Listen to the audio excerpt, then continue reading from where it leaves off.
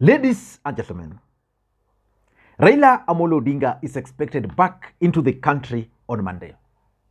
And for those who are following the politics of the country very closely, and those who pay very close attention to the ground, there are talks of possibility of Raila Odinga's swearing in taking place at Kamukunji Grounds. Raila Odinga has already announced that when he arrives at 11 a.m., he will head straight to Kamukunji Grounds, where he will tell Kenyans the truth about the 2022 general election after an international body working very closely with the IEBC insiders claimed that he actually won the presidency against William Samoei Arap Ruto. So I want us to look at the reality about that swearing-in ceremony. And let me ask you this question. What's your opinion about Raila Odinga swearing in? Do you think it's necessary? Or do you think it's not necessary? And do you think it can achieve objectives? Let me know your opinion about that in the comment section. And today, Raila Odinga met with the South African President, Ramaphosa, and this is what he posted, because the meeting is also significant, and I'll do a comprehensive analysis. This is what he's saying. Meeting with my longtime friend and comrade, President Cyril Rapaphosa, at his private residence in Johannesburg was a true privilege. We caught up, reminisced, and had a great time, but importantly, we delved into crucial matter of Africa's infrastructure and the upcoming Dakar Finance Summit, which President Ramaphosa will be gracing with his presence. Now that meeting is significant, and I'll do a comprehensive analysis about it tomorrow, because remember, when IEBC declared William Ruto the President of the Republic of Kenya, Julius Malema was the first person to advise Raila Odinga to accept William Ruto's win. On Ruto, as the EFF, we congratulated him, and we think that the Kenyans must accept the results. It is what it is.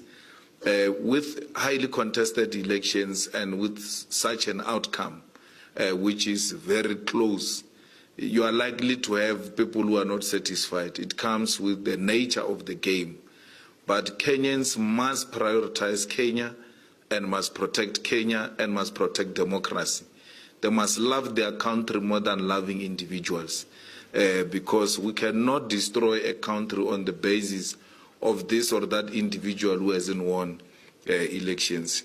Jomo Odinga has been trying. I think it's time for him to throw a towel and try a different candidate. Perhaps there could be a different outcome, but this is the fifth time. It can't be done beyond this. He needs to accept and move on. So it means this meeting today is significant as far as Kenyan politics is concerned. But let us not discuss it now. Let us focus on Raila Odinga's swearing-in ceremony.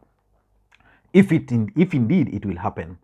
Because if you follow politics, there's this gentleman, Wahome Tuku, who kicked off the storm a few days ago when he made a post on his official Facebook page. I'm just trying to get the post.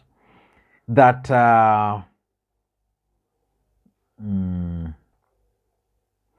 this is what Wahome posted. Time for Baba to swear himself. Na sio mchezo. Failure to which nusu mkate. What Wahome Tuku is suggesting here is that Raila Odinga should actually swear in himself. If that will not happen, then nusu mkate. And the other time you saw my friend, the MCA for Korogocho, Makwiny Bimba, the only man who was standing, who remained standing when Miguna was being deported, claiming that is going to swear in Raila Odinga when he gets back into the country. But what are the realities? Wewe unataka tuambie baba, kiwa South Africa tuko na imani na wewe. Tunataka ukuje Kenya, uende uapishwe kama rais wa 5 wa taifa la Kenya. Huwezi kuwa ulishinda mtu na 3 million down the line. Alafu mnasema ati William Ruto alishinda Raila Odinga na kura ngapi? Kura sijui 200,000, kura sijui 300,000. Hiyo ni ujinga na ushenzi. Kwa hivyo sisi kama MCS wa Nairobi tunasema namna hii. Baba akitoka South Africa, na venye Kalonzo alisema jana, tunaenda weka mambo sawasawa, taifa la Kenya ikombolewe. Leo hii ukiangalia masuala ya Kenya, wananchi wanaumia. Unga bado iko juu, mafuta imepanda, na alafu nakuja kutuambia mambo ya bottom up. Before we do that, for those watching the channel for the first time, please take a second or two, click that subscribe button so that next time we produce a video like this, YouTube will automatically notify you. And to the subscribers, I want to continue thanking you guys for your continued support, because without that support, this channel cannot be where it is. Now, let us look at the reality of Raila Odinga's swearing in. For me, if you ask me, I have a different opinion. Of course, Raila Odinga and his team might also have different opinion, but I don't think that swearing in can happen. And these are the reasons why I strongly believe Raila Odinga cannot be sworn in Kamukunji or any other place in the near future. Number one is the international community. You know, the international community, the US government, the British government ensured that William Ruto became the president of the Republic of Kenya. So which means William Ruto is their burden, whether Ruto will fail or whether Ruto will succeed. Of course, they'll do everything possible within their powers to ensure that William Ruto succeeds. And because they have an interest, they would not want a situation where Raila Odinga swears himself in or is sworn in as people's president or any other thing. So the international community will not allow Raila Odinga to swear himself in. Remember the other day when Raila Odinga attempted to organize parallel Jamhuri Day celebrations, what happened? They intervened. They had to create a meeting for Raila Odinga outside the country. And Raila Odinga left on the eve of all those plannings. So I don't think the international community will sit back and watch Raila Odinga attending an event where he's sworn in quotes. So if you are planning and you are hoping that Raila Odinga will swear himself in, that's not going to happen. The international community will not allow. I've seen several comments of people saying that Raila Odinga should actually claim or reclaim his victory. He can reclaim it through rallies, but not through swearing in. Number two, timing. If Raila Odinga wanted to swear himself in as the president, that time was in August, when it became clear that Wafula Chebukati was going to announce William Ruto as the president of the Republic of Kenya. For those who are watching the event at Bomas, that was the time for Raila Odinga to walk to Bomas, because he was a candidate. Nobody was going to stop him from going to Bomas, and he was going to go there with his team. And Wafula Chebukati was not going to go there. Wafula Chebukati was going to stay somewhere else, because assuming Raila Odinga in Bomas, coming with his team, and Ruto there, and Wafula Chebukati coming with those church members, it was not going to be possible. And because they allowed Wafula Chebukati to announce Ruto, I don't think the timing now, it's not timing. Otherwise, if that will happen, whether someone will give him the Bible, that would be a wasted opportunity. Number three is the Supreme Court ruling. Raila Odinga announced to the country that he accepted the court ruling, despite the fact that he disagreed with it. That marked the end of any attempt to swear himself in.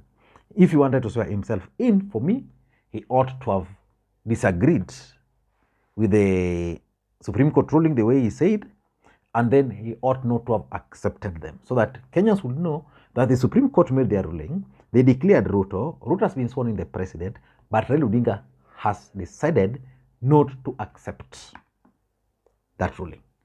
In his own words, the words of Azimio, they were very clear in a broad daylight that they accept the ruling but disagree.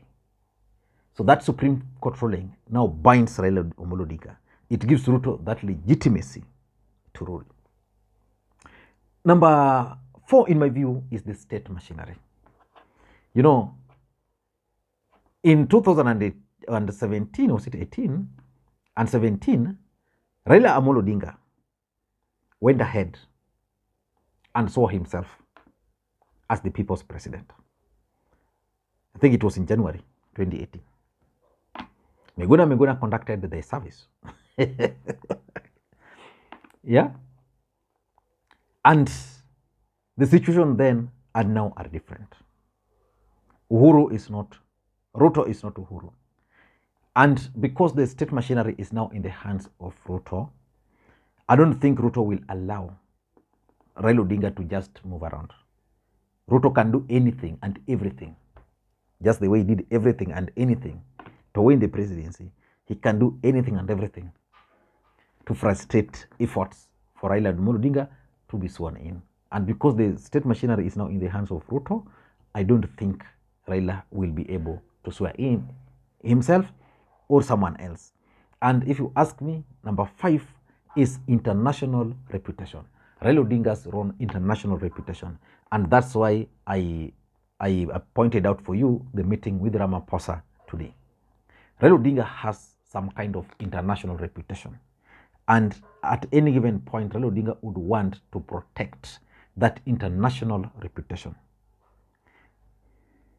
After the 2018 swearing in, Raila Odinga's international reputation was a bit dented. So what salvaged it was basically that particular handshake he had with Uhuru Kenyatta. If you were to go the same route, you would not be seeing even photos like this one here with Ramaphosa. He would actually meet Ramaphosa, but those photos would not come out because of international reputation. And lastly, internal sabotage.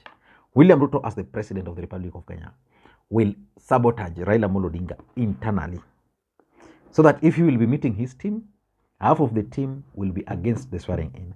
Unlike in 2017, when everybody was for it. Just a few were against it, but everybody, even the country, was for it. As we speak, Ruto is just listening and will sabotage it internally. And just like I talk of timing at number 1 and number 2, Kenyans currently are facing a lot. So they would not really be willing to allow Raila to do that. But Raila Odinga can actually pursue his political interest by organizing those successful consultative meetings. If I were to advise Raila Odinga, those consultative meetings are the way to go. He can really frustrate this government by organizing those successful consultative meetings.